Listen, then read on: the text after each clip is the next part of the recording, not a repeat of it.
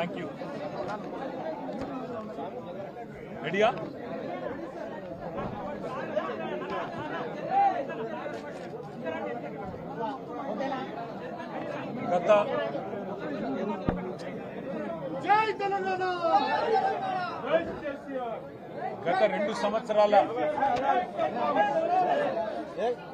గత రెండు సంవత్సరాల కాంగ్రెస్ ప్రభుత్వ పాలన గురించి మూడు ముక్కల్లో చెప్పాలి అంటే డైవర్షన్, సబ్వర్షన్, పర్వర్షన్.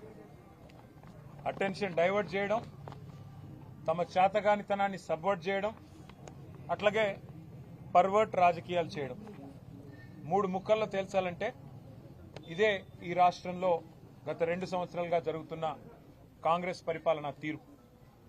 ఈరోజు నిజానికి ఫిబ్రవరి 1వ తేదీ ప్రతి సంవత్సరం కేంద్ర ప్రభుత్వం పెట్టే వార్షిక బడ్జెట్ ఫిబ్రవరి 1నే ప్రవేశపెడతారు. అట్లాంటి అతి ముఖ్యమైన ఈ రోజు, ఎందుకంటే పెట్టే వార్షిక బడ్జెట్ ఫిబ్రవరి 1నే ప్రవేశపెడతారు. అట్లాంటి అతి ముఖ్యమైన ఈ రోజు, ఎందుకంటే వీళ్ళకి తెలుసు 8+8 గుండు 0 అనేది కాంగ్రెస్ బీజేపీకి తెలుసు. 8 మంది పార్లమెంట్ సభ్యులు కాంగ్రెస్ కున్నా, 8 మంది పార్లమెంట్ సభ్యులు భారతీయ జనతా పార్టీకున్నా, తెలంగాణకి గత 2 బడ్జెట్లలో దక్కింది 0, ఈ బడ్జెట్లో కూడా దక్కేది 0 అనేది స్పష్టంగా తెలుసు. కాబట్టే ఇవాళ కేవలం ఆ అంశం మీదికి, వీళ్ళ వైఫల్యం మీదికి, వీళ్ళ చాతగానితనం మీదికి, వీళ్ళ అసమర్థత మీదికి కేంద్రంతో పోరాడి నిధులు తేలేని మరి తమ వైఫల్యాన్ని కప్పిపుచ్చుకోవడానికే ఈరోజు ఉద్దేశపూర్వకంగా మా నాయకుడు కేసీఆర్ గారికి ఆగమేఘాల మీద ఏదో ఆకాశం ఏదో కూలిపోయినట్టు 2 సంవత్సరాల కిందట విచారణ ప్రారంభమైతే 2 సంవత్సరాల కిందట కేసు పెడితే ఈరోజు కేసీఆర్ గారికి కేంద్ర బడ్జెట్ ప్రవేశపెట్టే రోజు తమ వైఫల్యాల్ని కప్పిపుచ్చుకోవడానికి 8+8 గుండు 0 అని రాష్ట్ర ప్రజలు మళ్లీ అంటారనే భయంతో కేవలం ఫోకస్ షిఫ్ట్ కోసమే ఈరోజు ఇక్కడ కేసీఆర్ గారికి ఒక ఆదివారం పూట, అది కూడా విచారణ అని చెప్పి వారు ఎమ్మడబడ్డారు. నిజానికి ఈ సిట్ ఏదైతే ఉందో వారు చట్టాన్ని గౌరవించలేదు. భారత ప్రభుత్వం పార్లమెంట్ ద్వారా తెచ్చిన బిఎన్ఎస్ఎస్ చట్టాన్ని కూడా వీరు గౌరవించలేదు. అందులో పొందుపరిచిన నిబంధనలు కూడా గౌరవించలేదు. ఆ విషయాన్ని నిన్న మా ఆర్ఎస్ ప్రవీణ్ గారు చాలా వివరంగా మీకు చెప్పారు. సిట్ చట్టాన్ని గౌరవించలేదు, కానీ మేము ఒక బాధ్యత గల పార్టీగా, తెలంగాణ ప్రజల గొంతుగా, తెలంగాణ ప్రజల ప్రతినిధిగా పెద్దలు కేసీఆర్ గారు ఈరోజు సిట్ చట్టాన్ని గౌరవించకపోయినా, రాష్ట్ర ప్రభుత్వం ఆడిచ్చినట్టు ఆడుతున్నా, కేసీఆర్ గారు మాత్రం చట్టం మీద, న్యాయం మీద ఉన్న గౌరవంతో పూర్తి స్థాయిలో ఇవాళ విచారణకు సహకరించి, ఆయనకు నిజానికి ఇక్కడ రావాల్సిన అవసరం లేదు. తాను నివాసం ఉండే చోటే నేను విచారణకు హాజరవుతాను అని చెప్తే ఏ కోర్టైనా వెంటనే తీర్పిస్తుంది, ఎందుకంటే గతంలో ఎన్నో ప్రెసిడెంట్స్ ఉన్నాయి. కానీ కేసీఆర్ గారు మాత్రం తాను ఏ తప్పు చేయలేదు కాబట్టి, మేము ఏ తప్పు చేయలేదు కాబట్టి నిజాయితీగా ఈరోజు వారు రావాల్సిన అవసరం లేకున్నా, అవసరమైతే న్యాయస్థానాన్ని ఆశ్రయించే అవకాశం ఉన్నా, చట్టాన్ని గౌరవించే ఒక రాజ్యాంగబద్దమైన పదవిలో ఉన్న గౌరవ ప్రతిపక్ష నాయకుడిగా, తెలంగాణ తొలి ముఖ్యమంత్రిగా, గౌరవ ప్రజాప్రతినిధిగా వారు ఈరోజు సిట్కి సంపూర్ణంగా సహకరించారు. వారు అడిగిన ప్రతి ప్రశ్నకి స్పష్టంగా కుండబద్దలు కొట్టినట్టుగా సమాధానం ఇచ్చారు.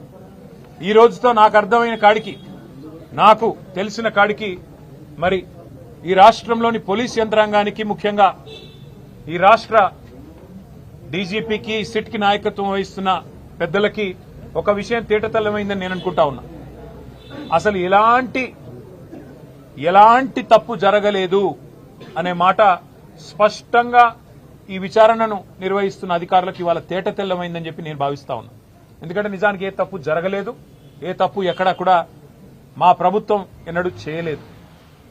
ఎన్నో పుకార్లు, ఎన్నో నీలాపనిందలు, ఎన్నో రకాల కథనాలు, ఎన్నో రకాల అపోహలని ప్రజల్లో సృష్టించే విధంగా గత 2 సంవత్సరాలుగా లీకుల రూపంలో ఇస్తూ ఇవాళ ఈ కాంగ్రెస్ పార్టీ పెద్దలు ఏదైతే పైశాచిక ఆనందం పొందుతా ఉన్నారో ఈ రోజుతో దానికి ఫుల్ స్టాప్ పెడతారని మేము ఆశిస్తా ఉన్నాం. మీడియా కూడా దయచేసి నా ప్రార్థన, ప్రతిసారి విచారణ జరగంగానే మీ దగ్గరికి ఏదో లీకుల రూపంలో పంపుతారు. ఆ లీకులను దయచేసి విశ్వసించకండి. ఆ లీకులు ఎటుబడితే అటు బాధ్యతారాహిత్యంగా ఏవైతే ఇవాళ కావాలని నిజంగానే ఏమైనా చెప్పేది ఉంటే స్పష్టంగా స్టేట్మెంట్ ఇవ్వచ్చు. నిజంగానే ఏదైనా తప్పు జరిగింటే అధికారులు ముందుకొచ్చి చెప్పొచ్చు, మంత్రులు ముందుకొచ్చి చెప్పొచ్చు, బాధ్యతలో ఉన్న వ్యక్తులు ముందుకొచ్చి చెప్పొచ్చు. కానీ మరి కేవలం లీకుల మీద ఆధారపడి మరి ఇదిగో పులి అంటే అదిగో తోక అన్నట్టుగా నడుపుతా ఉన్నారంటేనే ఈ కేసులోని డొల్లతనం బయటపడుతుందనే మాట కూడా నేను మీకు విజ్ఞప్తి చేస్తా ఉన్నా. మరి పరిస్థితులు ఇట్లా ఉంటే ఒకవైపు కేంద్ర బడ్జెట్లో రాష్ట్రానికి అన్యాయం జరిగితే కేంద్రం కనీసం ఎంగిలి మెతుకులు కూడా మనకు విధించకపోతే బాధ్యతలో ఉన్న మంత్రులు, బాధ్యతలో ఉన్న ముఖ్యమంత్రి గారు ఎక్కడుండాలా, ఏం చేయాలి? ఈరోజు మంత్రులేమో కేసీఆర్ గారిని తిరుగుతా ఉన్నారు, ముఖ్యమంత్రి గారేమో గాలి తిరుగుడు తిరుగుతా ఉన్నాడు. విదేశాల్లో విహారయాత్రలు, ఆయన పర్వట్టు కోరికలన్నీ నెరవేర్చుకునే విధంగా కార్యక్రమాలు చేస్తా ఉన్నాడు. మున్సిపల్ ఎన్నికలు ఒకవైపు జరుగుతూ ఉన్నాయి. రేపు చివరి రోజు నామినేషన్ విత్డ్రాల్స్ కి ఇంకా ఇతరత్ర కార్యక్రమానికి బీఫామ్ ఇచ్చేదానికి రేపో ఎల్లుండో. అలాంటి ఈ పరిస్థితుల్లో మున్సిపల్ ఎన్నికల్లో ప్రధాన ప్రతిపక్షంగా మేము ఎక్కడికక్కడ పోరాటం చేస్తుంటే క్షేత్రస్థాయిలో మా ఏకాగ్రతను దెబ్బతీయడానికి, ప్రజల అటెన్షన్ డైవర్ట్ చేయడానికి మళ్ళీ ఈ కాక్ అండ్ బుల్ స్టోరీ ఒకటి తయారు చేసి ఏదో జరిగిపోయింది వాళ్ళ కేసీఆర్ గారిని ఏదో విచారిస్తున్నారు, గ్రిల్ చేస్తున్నారు అంటూ కథనాలు వడ్డించి వార్చిన మరి ఈ ప్రభుత్వ అధికారులు వారికి ఇవాళ ఇతోధికంగా ఆదేశాలు ఇస్తున్న కాంగ్రెస్ పార్టీ పెద్దలు చూస్తూ ఉంటే మాకు అర్థం కావట్లేదు.